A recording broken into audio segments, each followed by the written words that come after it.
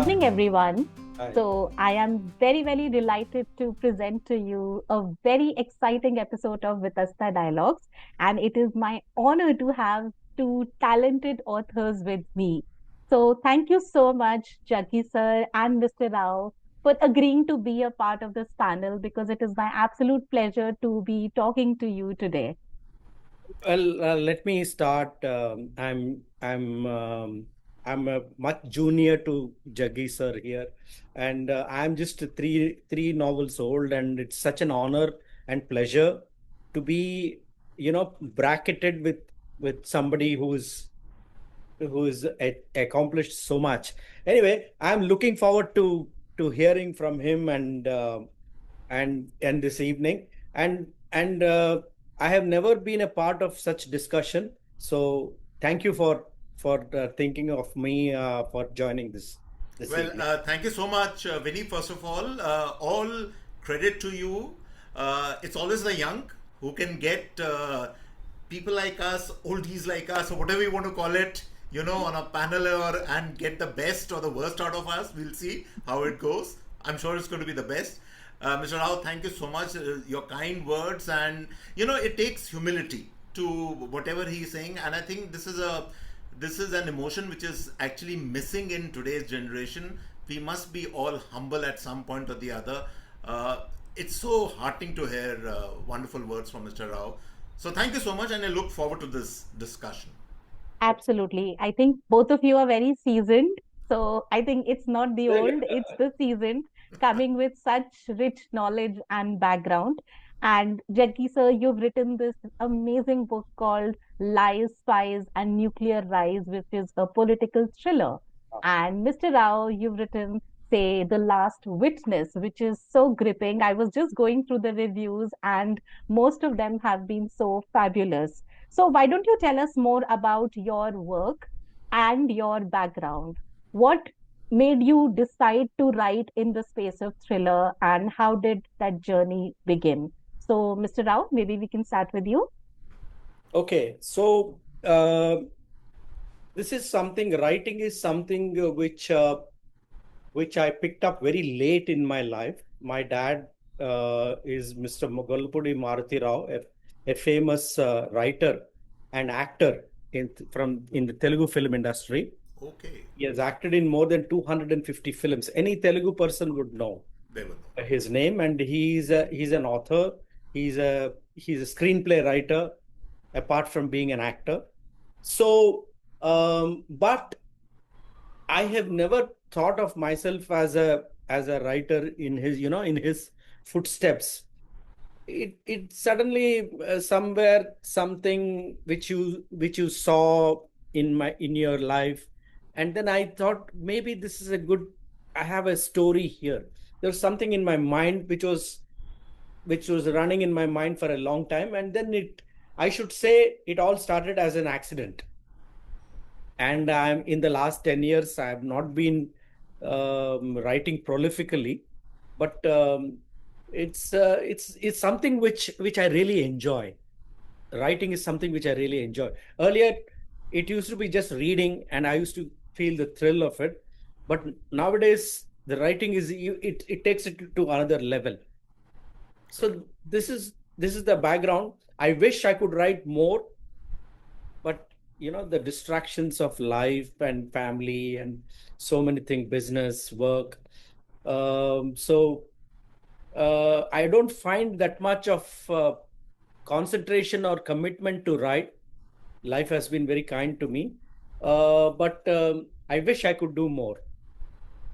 So I'm based in Chennai, and that is the background. And I would like to hear Mr. Jaggi sir tell us about himself. Well, there's one thing I have, in a very minor way, I have in common with your dad, that I am also an actor. I act on stage, Wow. on Delhi stage. A lot of my work has been with the director Faisal Al Qazi, so I do that. Oh, that's a big name.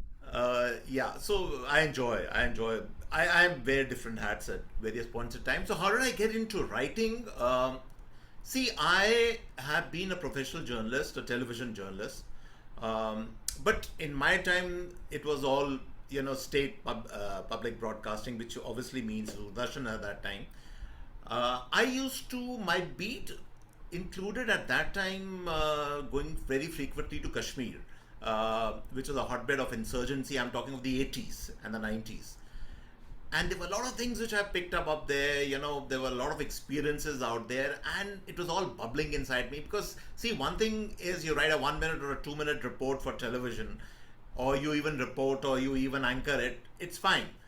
But the satisfaction which a book gives you, in terms of exposition, in terms of expanding your ideas, in terms of telling your story, that experience, as Mr. Rao rightly put it, he says he wish he can write more and more, and I completely agree with him. And just to quote a very, very interesting example, there is this British thriller writer who's died now, John Le Carre. You must have all heard about him. So John Le Carre, very famous, he wrote many books, and somebody asked him that how are you so prolific? And he said, till the last day of my life, I will continue to write, and I produce a book a year, and this is what he did. So nothing like writing a book. So that thing was bubbling inside me, and therefore then I started many years back. My first contract was with Penguin, and I got straight away a 3-book contract. I started with a book called The Terrace, which is a national bestseller, and so that's how the journey started, and it continues to this day. And but my work really revolves a lot around media, around writing, columns, podcasts, all these kind of things. Yeah, and acting, of course. Wow. Amazing. You are Amazing. truly multifaceted, sir. And Yeah, thank you so much, Mr. I'm Rao, so for actually. I'm just an aspiring author in front of you, sir. I'm saying this with all humility. With No, all Mr. Rao, humility. your legacy is enormous. Yes, The background you come from, the family you come from.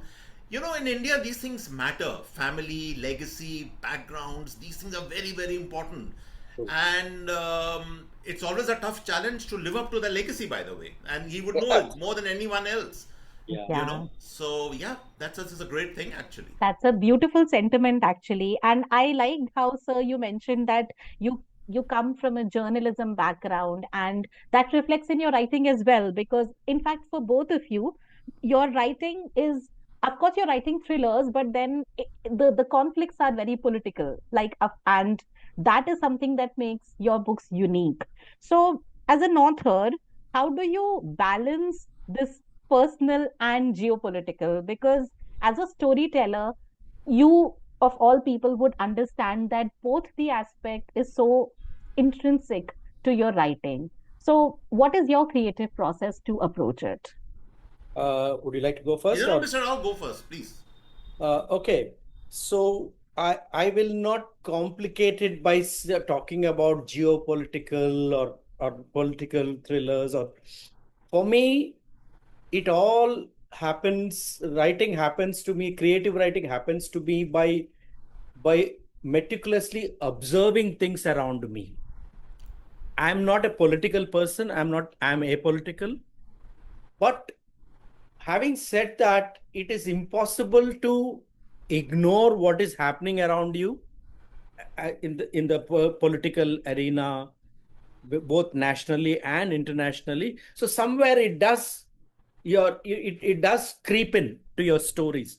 But essentially, the starting point is something which interests you, something very unusual which happens around you, which will kind of which will trigger the process of creation. Yeah. Then what if it was like this, and then it goes on. A lot of people ask me, why thriller? Why can't you write? I'm married for 37 years, but I don't know, I can't write romance or love. That's the most difficult thing for me. Killing and murdering or Comes more easy. that's easier, actually. I don't know how far you will believe me, but that's easier than write about a romantic scene between two people. That's a little difficult for me. That's how I'm made. I will definitely agree with that. I'm zero as far as romance is concerned. Yeah. I'm in a better boat in that sense because I have a very thrilling wife who's a accomplished person in her own right. So I have to match up to her. So I have no choice but to do whatever I do. Yeah. Yeah. So just on a more serious note, just to come back the point that Mr. Rao has raised, it's an important point. See, we today, Vinny, we live in a very, very polarized environment. Honestly, it's a fact. So, Absolutely. it's people are this side or that side, and let's not get into the politics of it. It's not only in India, but it's everywhere. I mean, just to give you an example, we were visiting the US and was talking to these friends in this place called Connecticut. And he says, Juggi, don't even mention that about Republicans out here because this is a democratic stronghold. People don't even intermarry into families. It's that kind of polarization which is there. So that's everywhere. Now, in this particular book, I picked out a historical figure on which the book is based. That's Indira Gandhi. Uh, People even today, especially from my generation, have very strong opinions about Indira Gandhi. It could be this or it could be that. But for me, what is more interesting is not so much the thriller or the geopolitical, but to understand the processes, the mind processes, the psychological inputs, the backstory of these figures at the top. Because please remember, there is this classic Shakespearean play which I'm sure all of you have read called Macbeth. And the fatal flaw of Macbeth, what was his problem? He was a commander in chief, of the army. He was going to be very successful man, but he had a fatal flaw. People at the top, they are extraordinary people, but many of them have these fatal flaws. So as writers, as especially I can talk about myself, I like to explore that. What is it that is not right there? What is not in place? Because these are extraordinary people, whether you like them or not. You can support Indira Gandhi, or you might not, but Yeah. yeah. So yeah. I'm so glad you mentioned about the character of your book because that's pretty much what I want to know more from both of you.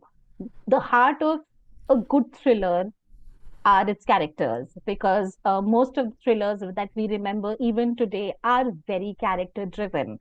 So, as authors, how do you craft a layered character, not just the protagonist, but also the antagonist? Because, I mean, antagonists are the people that we really learn from the most. So, what is your journey when you build your characters? So, Mr. Rao, you want to start? Yeah. So it's like this. As I said, the characters which you find in I'm just a three novel old, uh, but those are the character. I believe in being realistic. I do not like, or rather, fantasizing or fantasy is not my cup of tea. So I believe in keeping my stories real. I like when people come back to me and say, yeah, Subbarao, yeah, did this really happen? Is it true? So my stories of the three novels that I have written, actually a part of them are from true stories, a part of them. And the fiction is woven around that core realistic plot, that realistic thing that has happened. And I like to keep it that way. I want people to feel, Arey, and identify themselves. Arey, this is so brilliant. I mean, I did this really happen? Is it real? I like to keep it that way. And as far as the antagonists are concerned, in my opinion, the in all the three novels, that the temptation to make the antagonist a politician is very tempting, very easy. I can make the all powerful bad man who's in our society as a politician. But as much as I try, it is impossible to ignore, you know, to keep the politics out of especially out of thrillers, Yeah. out of something, a foul play, a murder, a conspiracy. as he has sir said, talked about spies and all that politics. So it is very difficult to keep them out of this, but um, they're all coming out of your observations and what you read, what you see. Like I would like to quote. There is one quote by a Norwegian playwright called Henrik Ibsen. Sir would have definitely heard that name, Of course. Yeah, Henrik Ibsen. Ibsen. And Ibsen says, everything that I have written is most minutely connected with what I have lived through, if not personally experienced. What a Correct. beautiful way to say it. Everything that I have written is most minutely connected with what I have lived through, if not personally experienced. Yeah. It is true. It is 100% true. And if you don't have the guts to write the way you want it, to show it the way it is, then don't write. Correct. Then Absolutely. what's the point in writing? You got to be honest with yourself. That is what I have tried. But of course, we hide behind fictitious names. I may not call my antagonist will be somebody whom you will recognize easily if you just think about the way that man looks or talks or behaves. But that is I'm hiding behind the liberty as an author. That's my feeling, sir. What do you No, say? no, I second what he's saying. See, there is this technically there is this genre which you call quasi-fictional style. It's not only being used today in books and thrillers, but it is being used in web series and films. Actually, the master of it all was Frederick Frostwell. If you remember that famous novel of his, Day of the Jackal, Yeah, it's a classic novel absolutely. where for the first time the protagonist, sorry, is also the antagonist. Yeah, See, he's a guy who has to assassinate Charles de Gaulle. Charles Dickens. Okay, What a now movie. it's actually based on a real incident because Charles de Gaulle was, there was this group which fired submachine guns at him, and he very narrowly they missed it. Okay. So what Frederick Frostwell did was he built on that, and then he created this entire character of the Jackal and everything. And film after film, series after series have been built on that. So I also believe my characters are also based on that. But what again a very important point which Mr. Rao was saying, how do you humanize your characters? I mean, that is the real challenge. How do you even humanize your villain? How do you humanize even your antagonist? For instance, in this novel, there is an agent also. Yeah, whatever he does, he does. But the same agent, when he is back in Pakistan, he is sitting with his family. He is having a normal meal with his family. He's talking Wow. to his wife, asking Amazing. about how's the daughter doing. Is she going Beautiful. to school? Is she studying well? I'm worried about her. So, Yeah. the one-dimensional character sometimes we create in Bollywood about villains, the Mogambo kind They of do villain. have a personal life. Yeah, beautiful. That is not in person. That doesn't happen in real life. Yeah. The most how do I put it, lethal uh, people who can wreak havoc, people who can really cause large scale damage, are very inconspicuous people you might be meeting and say, yeah, तो बहुत normal Yeah, person है, understated and understated. He's not capable of these kind of things, and you would yeah, be very very you wonder. Yeah, surprised. absolutely. I mean, look at. I don't want to take names now, but look at the West Asia war, which is going on right now. Look at the principal characters. Yeah, This is like human suffering on a wide, massive scale, but again caused by human beings with egos, with ideas which are completely, different. So yeah, I agree with that. there's one more thing also which I would like to say, which my father really told me. The protagonist and the antagonist. Actually, your protagonist is very easy. He's a righteous man. He's a good man. He does only good things, and he wins. It's a very melodramatic. It's a one-dimensional thing, and thereby he's a very boring person also to write. Mr. Bhasin is a very nice person. He's a very good man. He writes well. That's all. I can't write more than that. But your antagonist, Oh yeah. he's a guy who can do anything. He can take away somebody's wife and kidnap her and start a war, you know, like Yeah. Ravana. He's like, it's very interesting to add layers to him. And then, you start off, you're fascinated by him. That's right. Rama is a boring person, but Ravana is a very Ravana is interesting very guy. Ravana, by the way, was Absolutely. one of the most intelligent human beings Yeah, ever. yeah. He was a Shiv Bhakt. he was a Yeah, Shiv Bhakt, and there's a very classic thing when he was dying. So he told Ram, "You please don't at my feet. Please come to here, because I still, whatever I might have done or not done, but that imparting of wisdom, you can't. So he's right.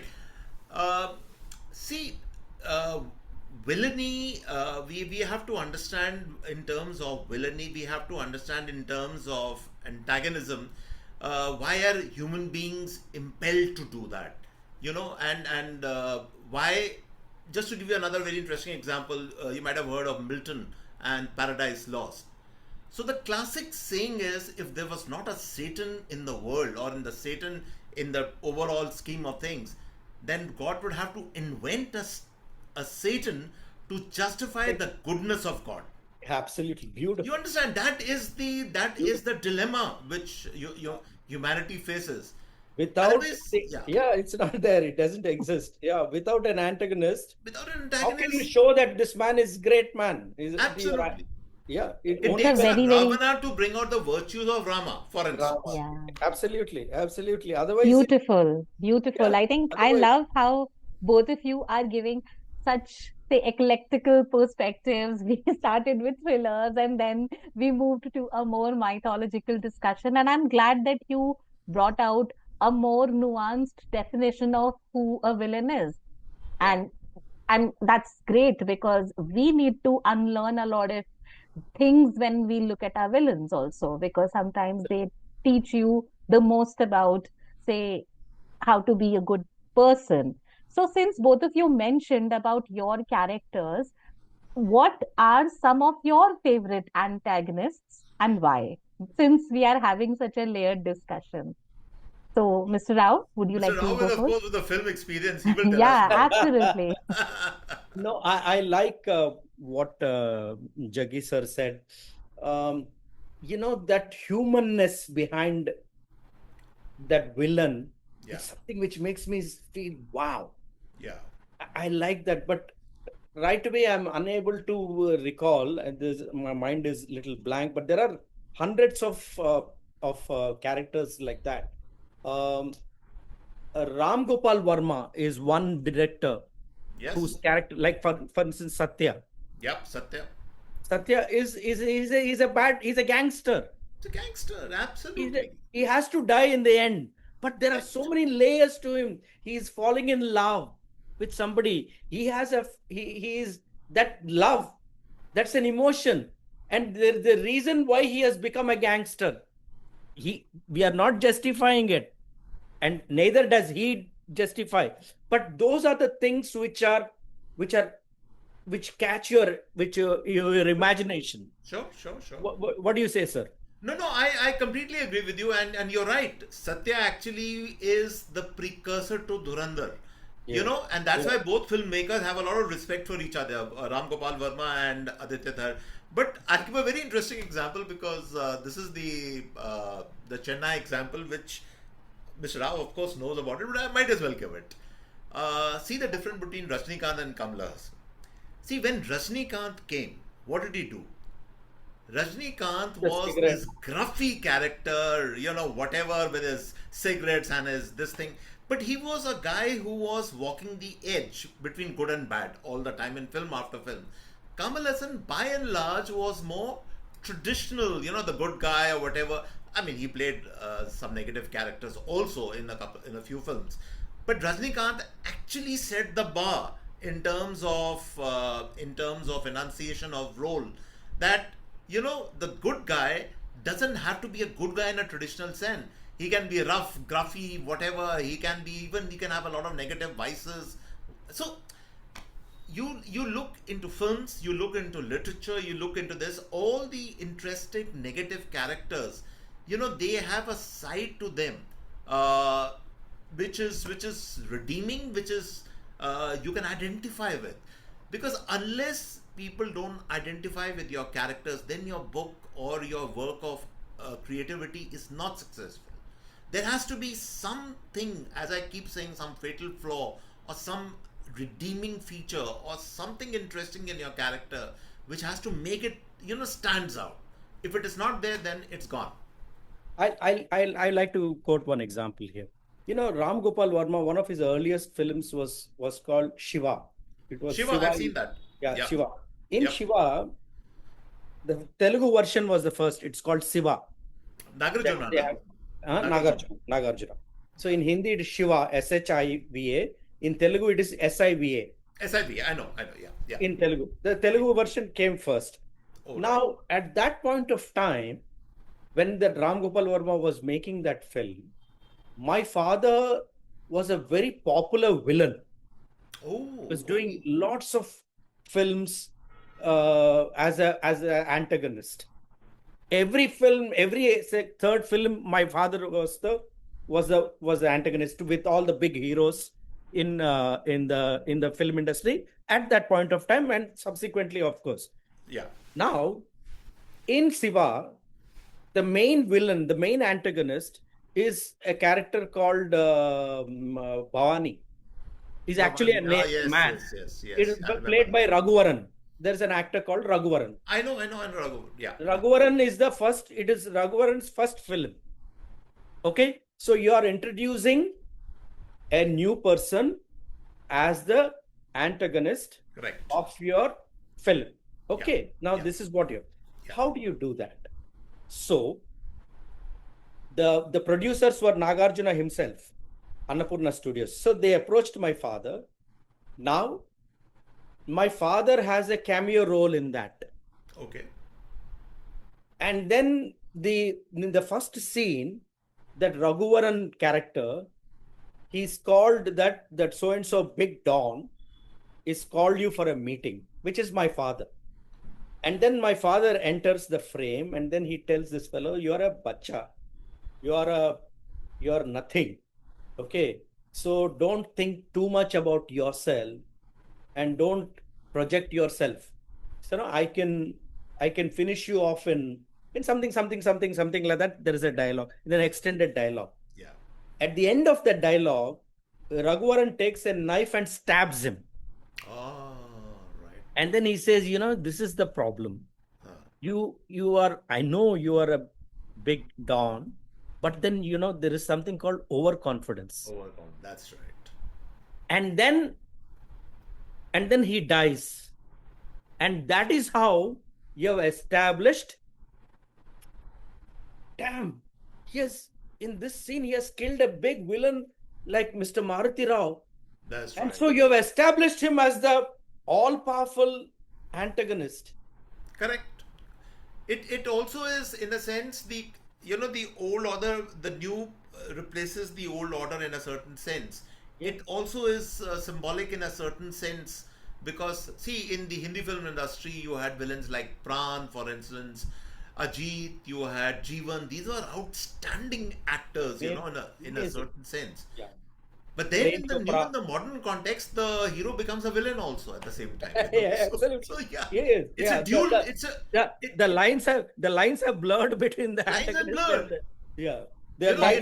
and It's like I don't know if I should give this example because it's a little funny one. No, go ahead. But It's a very informal discussion, and we are all having I good know. fun. Yeah. Please don't stop. Restrain With all yourself. respect to, but I'll still give this example. In the old days, in the 60s and 70s, in the Hindi films and in the South also, you always used to have what is called a cabaret number. Till what has happened is that when Now the heroine herself there was no need for that. So, everything changed. Absolutely. Like all kinds of actions, emotions, everything. Anybody who saw a hero who was this typical very hero, chocolatey hero, nobody was interested in. Nobody is interested actually in that. I told you, very simple. Rama is a very boring man. That's right. Ravana is very interesting guy. He's a Correct, very correct, interesting guy. correct. And if Absolutely. I I remember, this young actor was this very intense looking tall guy. What's his name you mentioned, Mr. Rao? The in Siva. Raghuvaran. Uh, Raghuvaran. the actor, wasn't he this tall guy, very intense looking, Tall long guy, hair, lanky, tall. lanky guy? Yeah. Yeah. Is he alive? I think he Raghuvaran. something happened. He died. He died. He died. He That's died. He right. died. I remember this guy Died. very well. He died young. He So in died that young. first scene, in that introduction scene of Raghuvaran, he Ah, kills my father. right. And that is how he is established as a all-powerful big guy. Got it. Yeah, yeah, I remember that very, very well. Yeah, Yeah. absolutely. I'm Okay. actually making a note of the recommendations because you both are giving me so many movies and so many popular More, culture, more movies say, than books. figures to actually explore. And I'm Vinny, glad. one more thing that's very important. Today, what is also happening is when you create your creativity is no longer confined to just, let's say, books or cinema separately or theater separately. All art forms are enmeshed in the sense that they're all interlinked in a certain way. So you bring elements from wherever, it's absolutely fine. We live in that kind of Absolutely. times. I would like to say something. Yeah, Yes. yeah. She asked me, what is the book that you read recently? I suddenly remember. 2 years ago, I was in US and my daughter presented me the book called Knife by Salman Rushdie. It's Acha. about the person that attack on him, Yeah, he where lost he his was eye. injured in his eye and he Correct, lost his correct. vision. That was, I mean, I love that genre of non-fiction Non-fiction. because there is so much of high intensity, the action, Yeah, which is real, which is not somebody created, and it correct. is so beautifully written. That's right. I'm a big fan of Salman Rushdie only when he writes non-fiction. Non-fiction. Like for instance, he wrote called Joseph Anton about his I've years heard. Yeah, yeah. when he was living in under that fatwa Exile. exile. He took a fictitious name called That's right. Joseph Anton. That's right.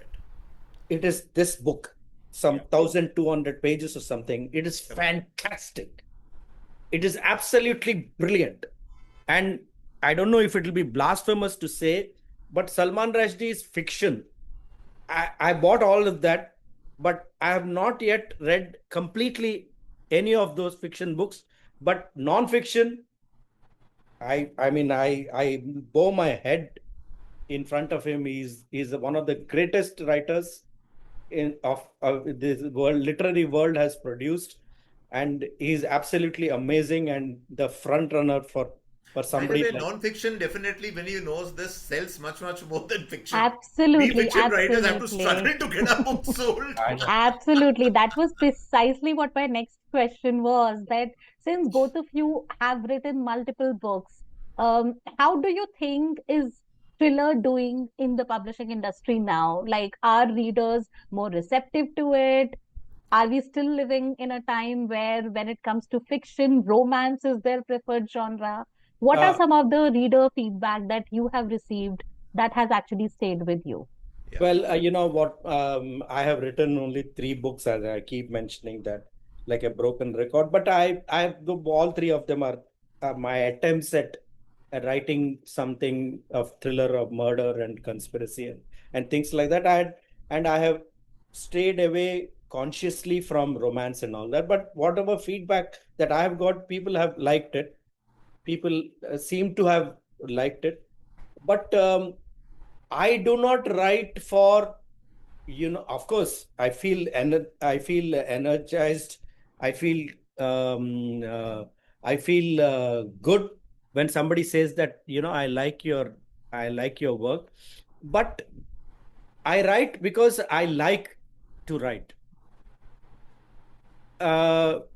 I don't have many people who have said that I can count on my fingers, but then romance and all that is something which I have never gone there in my writing so far.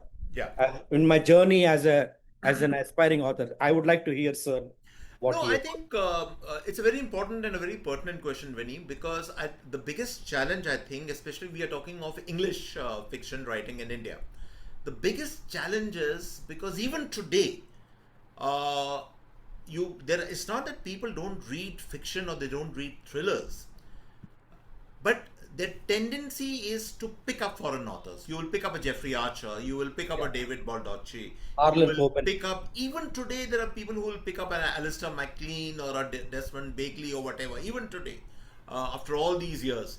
So that is, Arlen Coben. yeah. So uh, my thinking is a little different. I think we people, we the authors who are writing in English fiction, it's our responsibility.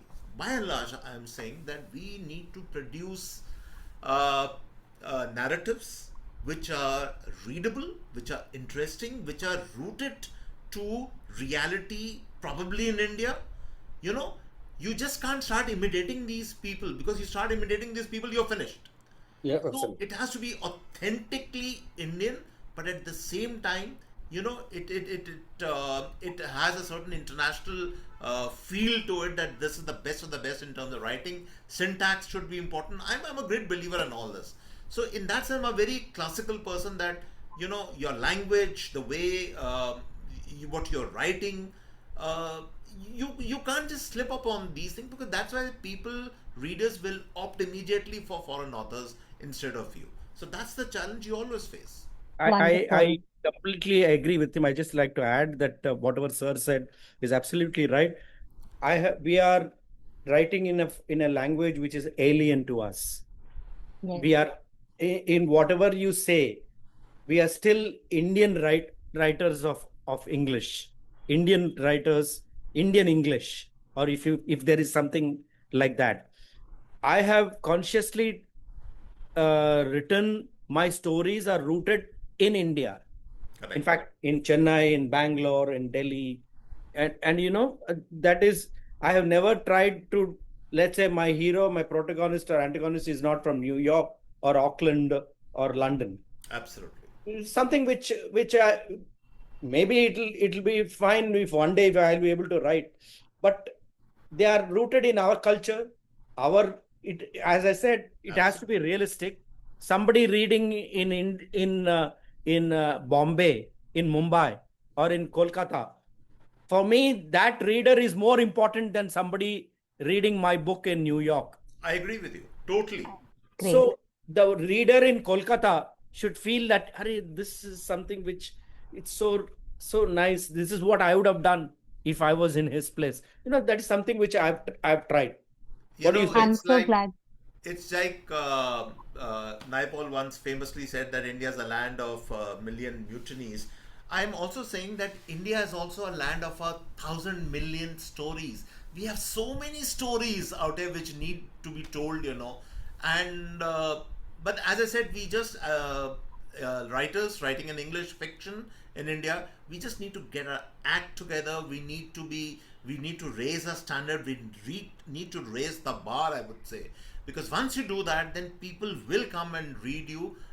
They will read what you have to offer, but we just have to challenge ourselves again and again and again, and not just sit in laurels. एक अच्छी किताब हो गई, oh yeah, wow, I've written this Absolutely. great book and all that. Keep on doing it again and again and again. So yeah, that's I'm a so little. glad. My Yes, yes. first book was launched by Padma Bhushan, Dr. Kamal Hassan.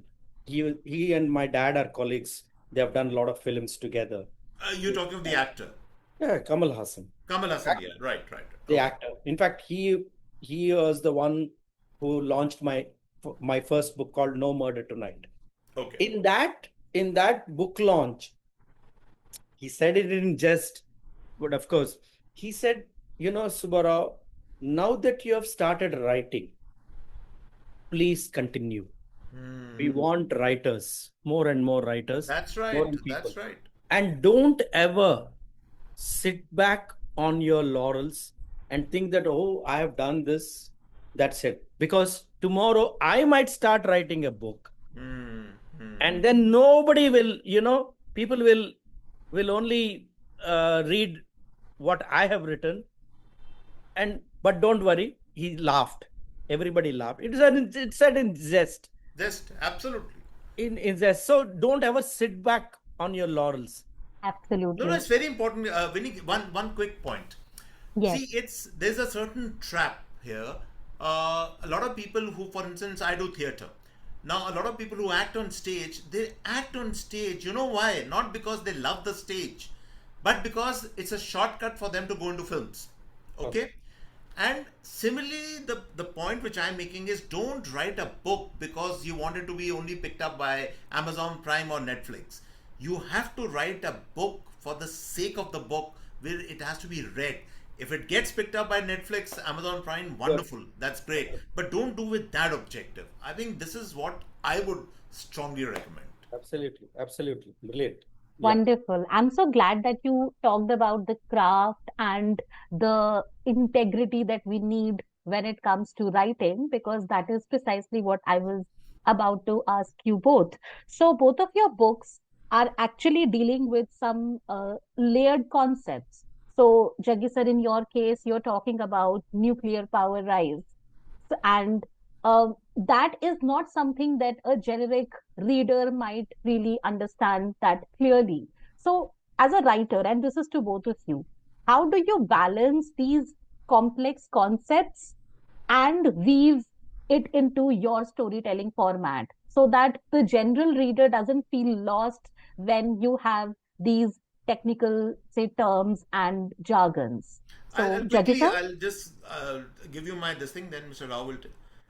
See, the nuclear part of the book, there is nothing nuclear about it because I try to humanize the whole thing.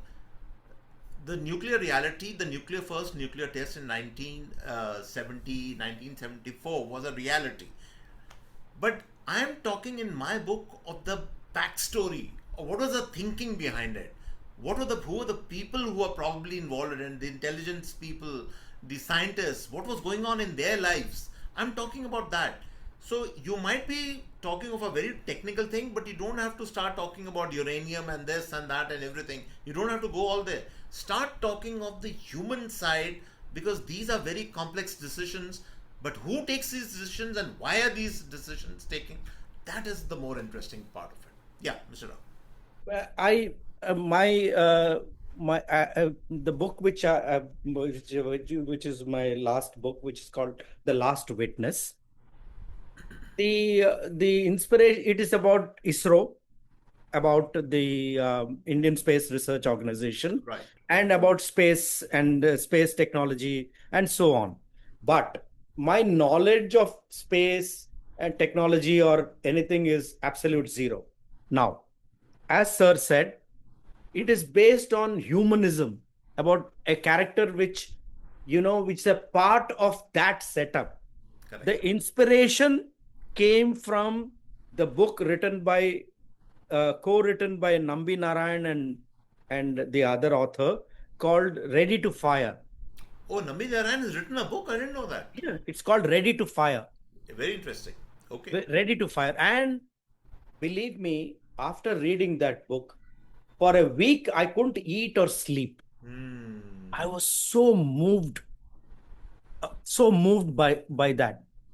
And, I told that at that point of time, my dad was alive. And then I said, I asked him if you can take me to Sriharikota, which is just about 75 miles from Chennai, from where I'm sitting, which is in the other side of the border, which is Andhra Pradesh.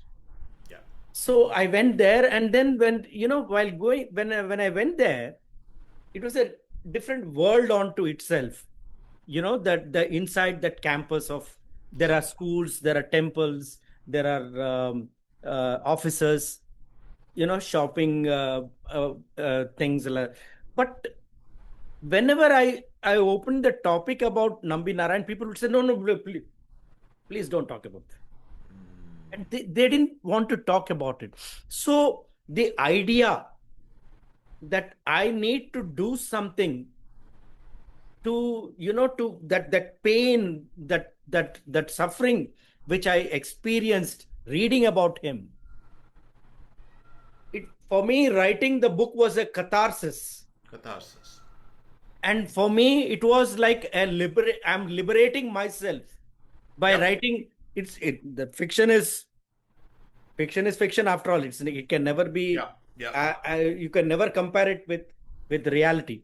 But then that was my simple process of liberating myself from that pain which he underwent. It's a this is a very very important point which he is making. I still remember with the first book when I had written The Terrorist, and obviously there was an antagonist in it, and towards the end the antagonist is killed, but he's a deeply humanizing person at the same time. And I still remember I was sitting on my dining table. I used to be in Mumbai at that time, and I was finishing the last chapter, and I wrote the way he's killed and everything. And I can't tell you, Vinny, I was actually crying. There were tears going out, I was like weeping hysterically almost. And I was actually speaking to myself that I'm sorry, I can't save you, but you have to die. There is no other way. See, catharsis in terms of if you can reach that stage where you feel so deeply, you feel so passionately about your own characters, then maybe you've done something good with your characters. That Yes, is what absolutely. that is that it's that calculus point. You can actually reach that point at some point. Yes, I've hit that point. This So is that is such a what you need to do. beautiful, wow, this is, To complete that yes, story, complete the yes, story, yes. when I Yes. completed writing the, Yeah. the, the Last Witness, Yeah. so the first person I sent that manuscript to is Mr. Madhavan, who made the film on Nambi Narayan. And he read it and he wrote the blurb of my book, which Right. is there in the back cover. Right. See, this is how you get inspired, you get moved, not just inspired, you're moved. Correct. You are touched by what you've seen.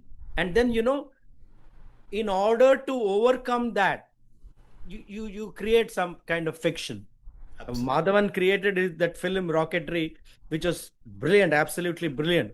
Yeah. But this was in my small way, in a small attempt from my side.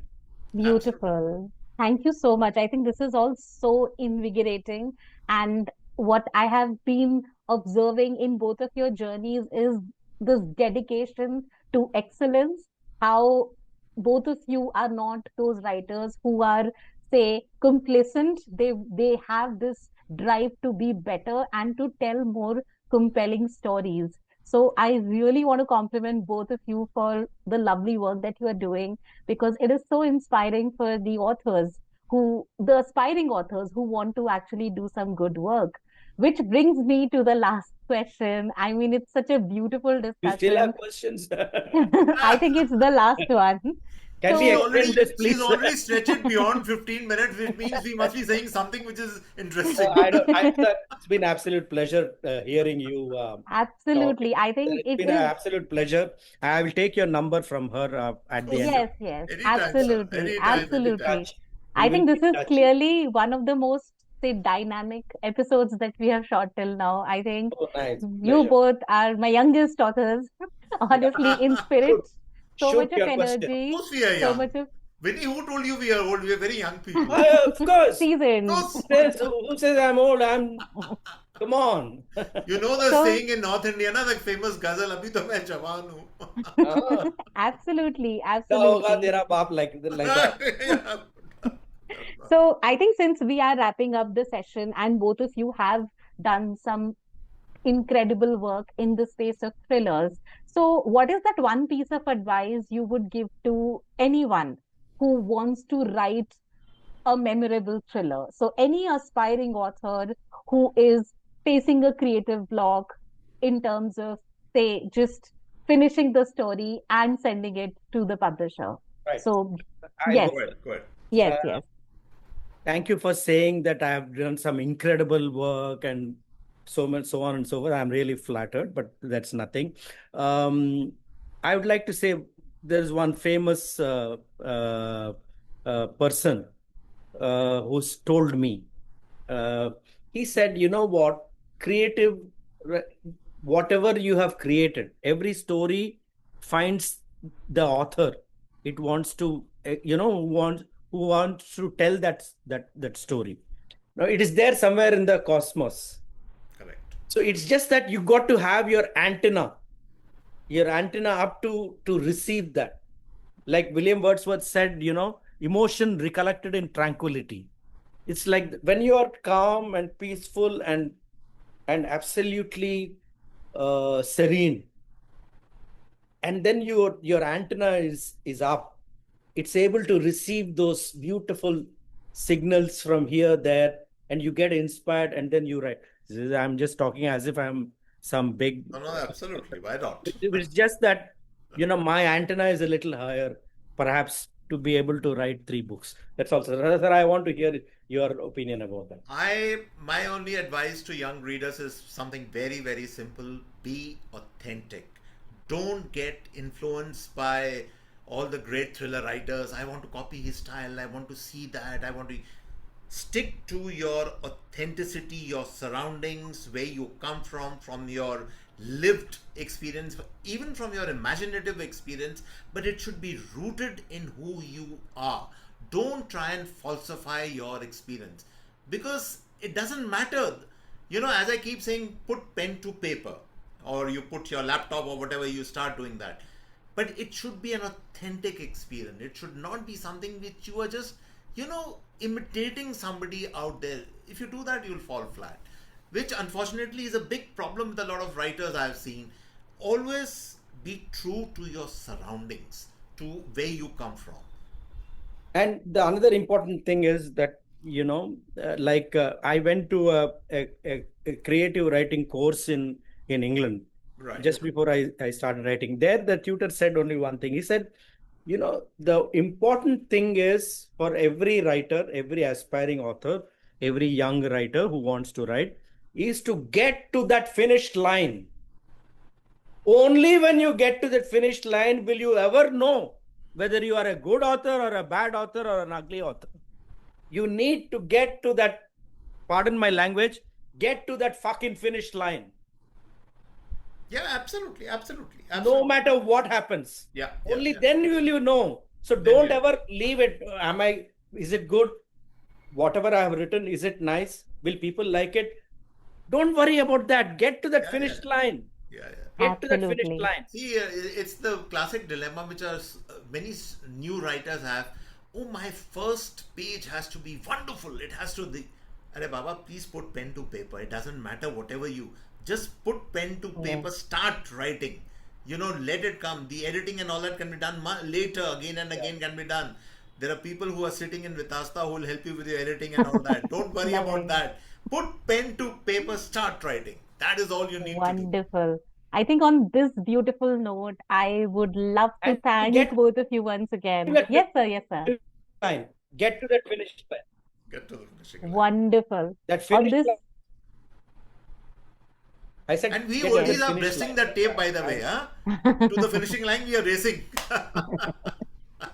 Thank you so much. I think this was such a lovely conversation. I want to thank both of you once again for the time. And it is so beautiful to know your journey. And I would really urge the readers to pick up your books, because your books have authenticity, as Sir mentioned, and a lot of colorful experiences that Mr. Rao has experienced himself, and that reflects in his writing as well.